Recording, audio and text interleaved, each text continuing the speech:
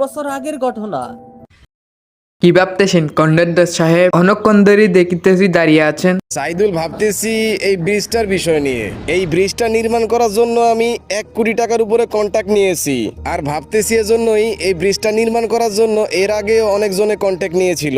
আর যতবারই এই ব্রিজটা নির্মাণ করেছিল 1 বছরের বেশি এই ব্রিজটা টিকে না, ভেঙে যায়। হয়তো কন্ডাক্টর সাহেব, আগে যারা ব্রিজটা নির্মাণ করেছে তারা হয়তো দুর্নীতি করেছে। সাইদুল, তুমি কেমন দুর্নীতির কথা বলতেছো? তারা হয়তো টাকা খাওয়ার জন্য 2 নম্বর জিনিস ব্যবহার করেছে। আরে ওইসব চিন্তা ছাড়েন, এখন ব্রিজটা নির্মাণের শেষের দিকে। খুবই চিন্তা আছে। ব্রিজটা 5 বছরের নামে কন্ট্যাক্ট নিয়েছি। এর মধ্যে যদি এই ব্রিজটা ভেঙে যায় তাহলে 1 টাকাও দিবে না। এই ভালো করে দেখে শুনে কাজ কইরো, আর লাটগুলা ভালো করে টাইট কইরো। একটা লাটও যেন লুজ না থাকে। এদেরকে না বললে এরা ঠিকঠাক মতো কাজও করবে না। কন্ডাক্টর সাহেব, এবার মনে হয় ব্রিজটা অনেক মজবুত হয়েছে, 10 বছরে কিছু হবে না। কোনো লাভ নেই, এই ব্রিজটা যত শক্ত করে নির্মাণ করা হোক না কেন, এই ব্রিজটা ভাঙবেই। কে বললো কে কথাটা? আমি বলছি সাহেব। তোমরা দুইজনই এখানে আসো।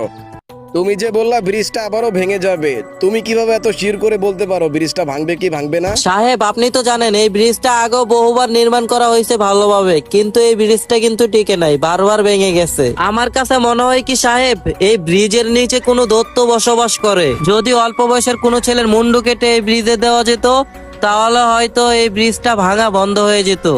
কি বলতেছো তোমরা? যাও, তোমরা গিয়ে কাজ করো। আচ্ছা মালিক, ঠিক আছে।